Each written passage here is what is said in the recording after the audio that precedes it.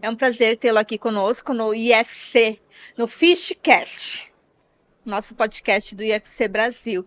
E eu queria dar-lhe as boas-vindas, né, e agradecer a sua palestra, que espero que seja a primeira de muitas no IFC. É a primeira vez que você fala para um público de peixe? Não, eu já tive oportunidades de falar para público de peixe num congresso internacional, Uhum. num congresso na Colômbia. Ah, Depois disso, eu falei aqui, ainda este ano, num evento técnico promovido por um dos expositores que está aqui presente, em que nós discutimos exatamente para não só o público interno deles, como também os clientes, sobre as perspectivas que havia na aquicultura. E eu escrevo artigos, tenho uns 4 artigos publicados sobre a aquicultura. O primeiro deles é o que ensejou esse convite internacional, os 2 convites internacionais, que se chamava O Mar Não Está para Peixe, mas sim para Tanque de Criação. Esse é o. Eu não me lembro em que ano eu fiz isso. Maravilhoso o É. título.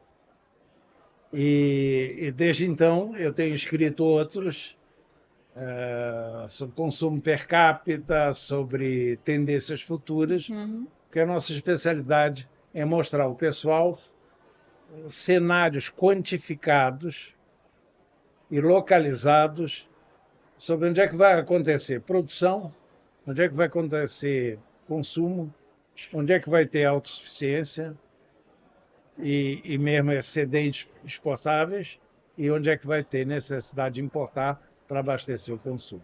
Uhum. Então, esses cenários há 10 anos, eles têm um baixíssimo nível de desvio estatístico. A gente erra em 3% em números absolutos, mas a gente não erra nas tendências que a gente aponta. Ótimo. E se a gente dá um overview assim, você falou na palestra, né, da captura que está morta praticamente, e pensando hoje nós temos o frango das águas, que é a nossa tilápia, né? Vamos dar um overview, a sua visão sobre a tilápia no Brasil e a nível global? Bom, a tilápia, ela no Brasil, ela é preponderante. Ela não é preponderante mundialmente. O peixe mais criado é a carpa, até pelo Uhum. consumo que você tem na Ásia. Eu mostrei lá que a aquicultura é altamente concentrada no continente asiático. A tilápia, ela tem a tendência de um crescimento por reunir vários aspectos que atendem não só o consumidor brasileiro, mas o consumidor internacional. A maioria dos consumidores em mercado internacional, eles gostam do filé, ou seja, na grande distribuição, o pessoal vai para o filé. Uhum. Cá, em outros, aqui no Brasil ainda nós temos um fato que é muito curioso. Muito do filé é produzido dentro do supermercado, Uhum. o que não me parece o local mais adequado para você produzir filé de Filé. peixe, né? Porque tem todos os resíduos, Uhum. tem todos os aspectos que num plano industrial será melhor. Mas isso são fases do crescimento. A tilápia está conquistando muito espaço. Ela hoje ela seria a espécie, junto com o salmão, mais consumida no Brasil. No Brasil, isso. E pensando em exportação para a tilápia brasileira. Eu vou dizer para você o seguinte: perspectiva tem, os brasileiros vão conseguir. É uma fase em que você tem uma participação no mercado internacional de tilápia maior, significativa, daquela que incomoda a concorrente, nós ainda estamos um pouco distantes. Uhum. Vai ainda o segmento passar por um processo de concentração aqui nacional, Uhum. mas ela está avançando bastante bem. Eu sou daqueles que creem muito nas espécies amazônicas para serem Uhum. exportadas, sobretudo para mercados do primeiro mundo, União Europeia, Japão. mercados como os próprios mercados da Oceania, Nova Zelândia, Austrália, Hong Kong, e uma série de segmentos que valorizaram isso.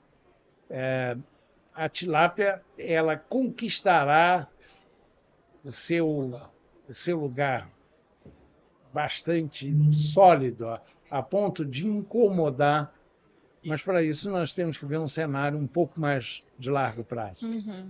Eu diria que o crescimento vai se verificar nos próximos 10 anos, mas nós vamos ter que esperar um pouquinho mais de tempo para ser o ator prevalecente, como nós somos hoje, em carne suína, bovina e de frango. Então, o Brasil tem condições de ocupar esse papel no peixe? Tem. Ele só tem ainda muito dever de casa para fazer. Esse dever de casa passa pelo que nós estamos vendo aqui nessa feira no dia de hoje. Se você me pedir para comparar com os eventos anteriores, um deles realizado na Europa,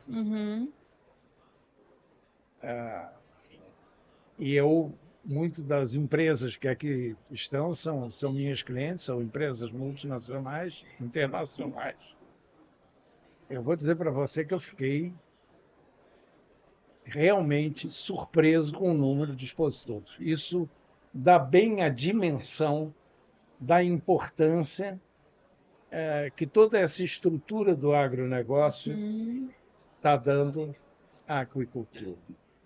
A aquicultura não é só produzir o peixe. A aquicultura começa antes.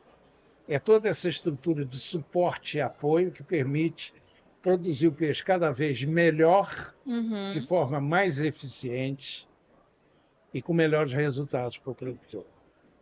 E, posteriormente, a aquicultura, quando sai da porteira para fora, ela precisa ter processos de distribuição muito eficientes.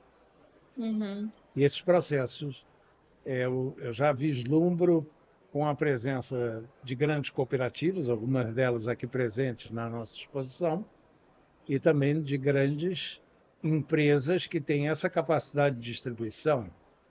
Você vai me permitir citar uma delas, mas é que eu trabalhei nela. Eu fui diretor da Perdigão e diretor da Sadia, então eu tomo a liberdade de falar sobre a BRF.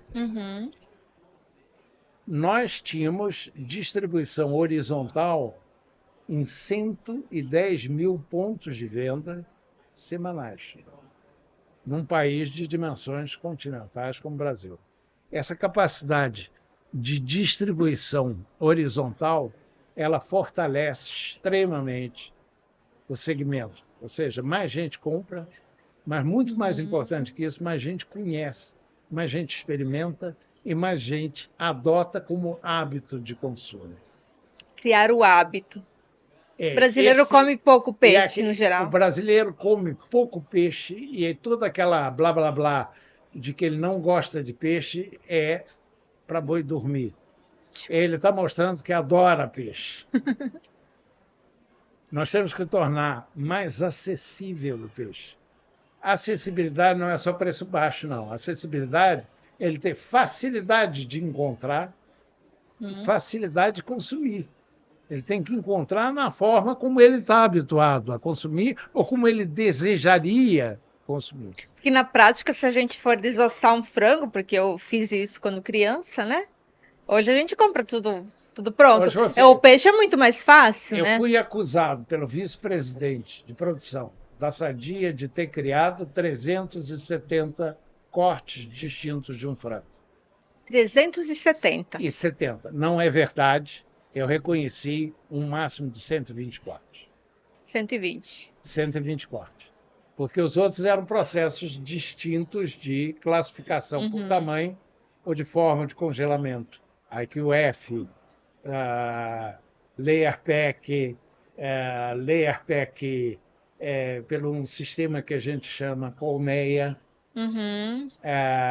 vários tipos de apresentação que ele considerava produtos distintos. Não era o mesmo produto para mim. Mas, acredite, nós fazíamos de uma asa, nós fazíamos a asa inteira, é um corte. Uhum. Depois nós tirávamos a coxinha da asa, já temos 2 cortes. Pegamos a junta do meio, já temos 3 cortes. Pegamos a ponta da asa, nós já temos 4 cortes. Só na asa. Já pegamos a junta do meio e mais a ponta da asa, nós temos um sexto corte. E aí você pega, em seguida, a junta do meio, retira um dos ossinhos e junta a carne numa ponta, fazendo um produto que se chamava tulipa. Ele era muito caro de produzir, a gente abandonou. Esse já Eu lembro desse produto. já era o sétimo, acho, ou o sexto. Agora já perdi a conta. Isso de uma asa de um frango. Para você ter uma ideia, se você for ao Japão, à China, não se espante se eles servirem para você a cabeça do peixe. Isso significará que você é um convidado muito importante, muito honrado, porque eles dizem que a melhor carne do peixe está na bochecha. Olha só. Isso e já me afirmaram. Eles comem também os olhos do peixe. Eu te confesso que comi algumas vezes. Não apreciei como eles apreciam. Mas a carne da bochecha do peixe é uma delícia. Isso eu vou ter que concordar com eles. Em gênero, número e caso, é como uma carne que nós fazíamos era um desses cortes que eu fazia do frango, que nós chamávamos carne de ostra. É uma carne que tem aqui um ossinho nas costas Eu sei do qual frango, é, eu adoro. que junta, aí a gente tirava aquela carne com uma colher, aquela carne tem um sabor muito especial, e nós vendíamos no Japão por preços altíssimos. Era muito valorizado. Isso, o segmento de peixe vai encontrar o seu caminho. Ele está no bom caminho. Ele hoje, eu vou repetir para quem estiver ouvindo, por favor, apoiem as associações de vocês. Apoiem a Peixe BR. Agora, colocada dentro da experiência da BPA, o que vai ajudar muito no relacionamento com o governo e no relacionamento internacional. Pela experiência que a BPA carrega. A BPA hoje é profissional, administrada por excelentes profissionais. O último imbecil que teve por lá era eu quando era vice-presidente, mas isso tem muito tempo atrás.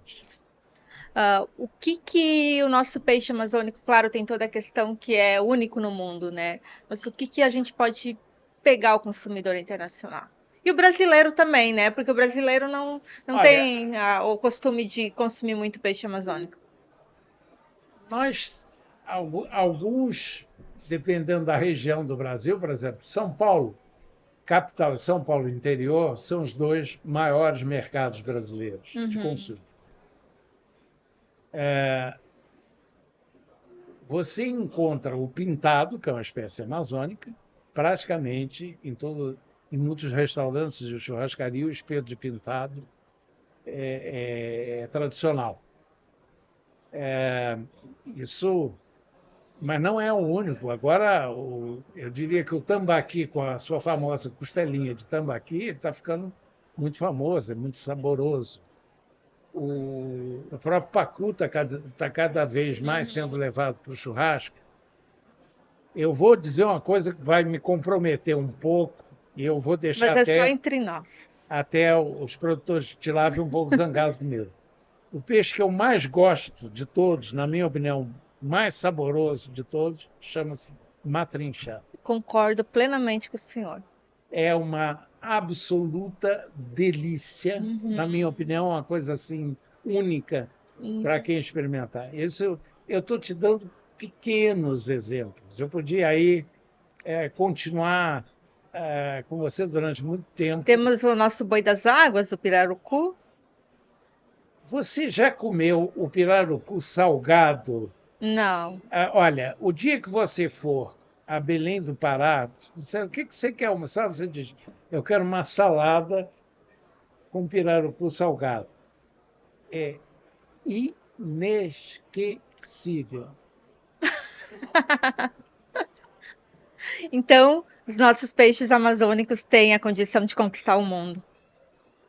Eu espero só que vou logo avisando ao mundo, por favor, não comprem o Matrixá. Deixa só para mim. Deixa aqui para mim. Tá? Eu não vou viver muito tempo, então não vou consumir muito, mas o dia que descobrirem também o sabor de Matrinchã, como o sabor do tambaqui, gente, para com isso, né?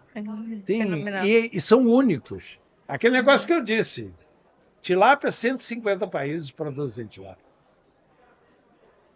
Todo mundo produz tilápia.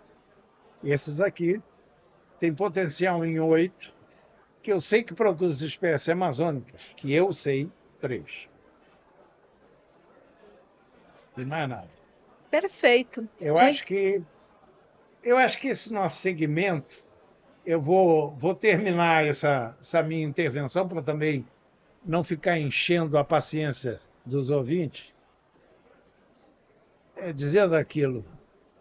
As perspectivas que tem para o segmento de aquicultura e pesca, também a pesca industrial, no Brasil, fazem com que eu me sinta como um mosquito que entra num campo de nudistas. Então, Não, tantas as possibilidades, você nem sabe por onde começa. Mas vocês já começaram com a presença aqui nesse evento.